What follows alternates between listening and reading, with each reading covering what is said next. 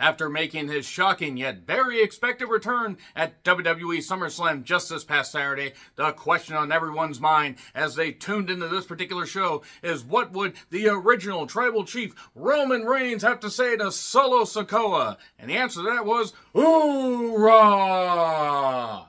Other things occurred as well, so let's get to it. I'm John Renton with my review WWE Smackdown from the Box Center in Tulsa, Oklahoma, former stomping ground of Mid-South Wrestling, Universal Wrestling Federation, whatever, and the site of other wrestling shows that have occurred.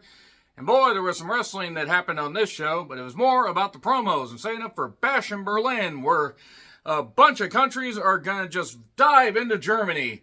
Oh no! But anyway, before we get to that, let's talk about this. Check out my SummerSlam review if you haven't already. And because WWE SmackDown is moving to the USA Network on September 13th in Seattle, no, I'm not going to be there. I've decided that I'm going to pick and choose my shows, and I looked at the prices. I'm like, no, not a chance. That being said, I know people that are going to go, and I hope they have a great time. That's probably the next SmackDown review that I'm going to do, because then it'll be easier than dealing with the Fox Sports app. So that being said, 19,000 seat capacity. They had around 11,000 according to WrestleTix, and the crowd was pretty goddamn noisy. So, SummerSlam recaps, and what will Roman Reigns have to say? Cody comes out and wants to know what everyone wants to talk about. What's next for him? He has an idea about who he wants to face at Bash in Berlin, and Solo Sharpton shows up. And the OTC chants are already going on, and yeah, so, look, I know what they're doing, and I appreciate what they're trying to do with Solo. It's not working.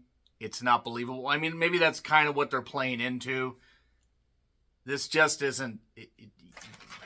whatever. Whatever, it's fine. He wants a rematch. And I hope Jacob will be okay. Apparently, he was injured. He was in some kind of soft boot. Walking around, but still noticeably hurt. So hopefully he can just get some rehab, get some rest, and he can be back, I don't know, by maybe in a month or two. I don't know. His health is top priority, though. They needed Jacob for this. But it looked like Solo and the Tongans were going to attack. And here's Kevin Owens with some chairs. And I said he turns when, and then I found out when he's going to turn. Because Cody basically, after getting rid of Solo and the Tongans, says, Owens, don't leave. I was going to offer you the shot at Bash in Berlin. Owens says, well, title shots need to be earned. I don't have a great win-loss record. Cody, well, I'm going to talk to Nick Aldis. And there you go. And then I'll see you in Germany. So, BFAB apparently is managing the profits. Is it too late to get Lashley back and have him, just get millions and actually feature him? Seriously. I wish Lashley nothing but the best with whatever he does. Maybe AEW will throw a bunch of money at him. Maybe New Japan will get him for a few shots. He's still in fighting shape. Yeah, he's nearing 50, but still. Nevertheless, BFAB said some shit. And then the Profits with BFAB took on Waller and Theory. 25 minutes into the show, this started, and 8 minutes later, a super blockbuster won it. That's the kind of analysis you're going to get, because I didn't really care. They keep teasing Waller and Theory breaking up. Owens then finds out, as Cody and Nick Aldis are talking, Aldis says, I was going to offer the shot to Roman Reigns. And Owens says, why would you do that? Why would you do any of that? What in the world's going on? It's like, I got cost numerous shots at the title because of the bloodline and all this, and Roman may have had the title for this long, but damn it, I deserve, there's a locker room of people that deserve a shot. And Aldis says, I don't need to go to the locker room because the man's standing right here, because he talked himself into a right position. Then recaps of Nia beating Bayley, because that was just dumb. I don't care if people like Nia, but if you're going to knock other wrestlers for being alt-right and being stupid and anti-vax and moronic and brainless and CTE possessing scumbags, then you need to knock Nia. And she does not deserve the shot that she's gotten. Apparently they're going to turn Chelsea and Piper face for whatever reason. And then Jade with Bianca took on Alba with Isla. Good God, Isla looked amazing, and they kept this simple. Jade won, Blair attacked, and then Naomi came out in very bright green with really big hair, and we're getting that match likely at Bash in Berlin. So, all right, that happened. That was the contribution that the women had for the night. Good job, but whatever. Keep it simple with Jade, though, because singles matches are not going to be her thing till at least sometime next year. Maybe 2026. So, LA Knight comes out to a pop. He is a new U.S. champ. Yeah. Lou Ferrigno was in the front row. To quote Bobby Heenan, because I always think of this, even though Lou Ferrigno is amazing. It's amazing he can talk with a mouthful of crackers. That was at Mania 7, by the way, because Lou Ferrigno was in the crowd. Bobby Heenan's words, not mine. Rest in peace, Bobby Heenan. So, LA Knight talks about, moving on and on from people. I hit it and quit it. He's just like me in my 20s and early 30s for real. So, here's Santos and co. And Santos talks about wanting to face off against LA Knight and take the title from him, and that's just a fact of life. Yeah. So anyway, yeah, they just, okay, we're going to get that match eventually. The combined age of these two is like 81 years old, by the way. 41 and 40, and I'm not saying they're not in great shape, and LA Knight just recently signed a new deal, so good for him. But nevertheless, was a fine promo segment, and then apparently Vinci is now a very rich man who skis on the Indian French Alps. Whatever.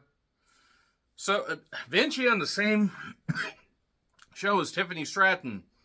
I don't know how happy Ludwig is about that. So, Andrade and Santos had a match. Another contenders match, by the way. That was the earlier Profits and Waller and Theory match. It was a tag team contenders match. Corbin and Cruz fought off the Goons and then just went over there. They did some flip-de-doo-dah shit. They had some near falls. Mello interfered, and then he pulled Santos out of the way, and then a roll-up 1, 2, 3. So there you go. Andrade El Olio lost. But it continues Andrade and Mello's feud while getting Santos, Knight, and who knows, maybe they find a way to make it a four-way and they human centipede everybody together. A human centipede in Germany. There are films like that. And I'm not talking about the Human Centipede trilogy. So anyway, DIY talks backstage. Gargano talks about being beat in front of his 2-year-old son. Your 2-year-old son is already taller than you. Kevin Sullivan tribute package. Look, the man had a mind for wrestling, had been in wrestling for decades, and had been in bad health and everything and stuff like that. And I can respect what the man did for professional wrestling and the mind that he had. There is a reason why him and Nancy broke up, and yeah, just read into it. You don't have to read too hard into it, but as good of a wrestling mind as he had, he also wasn't exactly the best guy. No, I don't believe the conspiracy theories that he had anything to do with the Benoit tragedy. I don't believe that. Read up on it, guys. There's a reason why he was mentioned in Dark Side of the Ring. Yeah, rest in peace, Kevin Sullivan. So anyway, more Waller Theory drama, and Theory makes a match between Waller and Owen, suggesting that. Yeah, trust me, don't you, partner? Then DIY took on Pretty Deadly. Abolish the tag division. It's not fucking worth it. Pretty Deadly is the worst tag team they have in the company. DIY won. Moving on. Solo calls out Roman. And says, oh, if you want it, you need to come and get it. Well, Roman comes out to a big pop. OTC chants. They are going absolutely insane. I thought he actually really hurt Tama Tonga's elbow when he hit him with the stairs. Fortunately, he seemed all right. Big OTC chance. It looks like Roman is about to get whatever the delayed whatever thing is. I don't know what they call it. I don't really care. But, alas, GOD is able to miraculously recover just in time to get speared in the ring and then through the barricade. But Solo gets the thing and has it, oh, this is mine. You're not the tribal chief anymore. You're not the head dog anymore. Solo, you're talking yourself into it. Nobody believes it. Also, Tongaloa got, or Tangaloa, I'm just going to call him Tongaloa because it's funnier, gets laid out with a goddamn chair. The original tribal chair, I guess.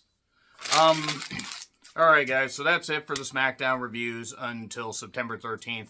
And then maybe I'll do some here and there. So, nevertheless, let me know your thoughts in the comments. Like, share, subscribe, Twitter handle in the description. I'm John Ritlin. I'll see you soon.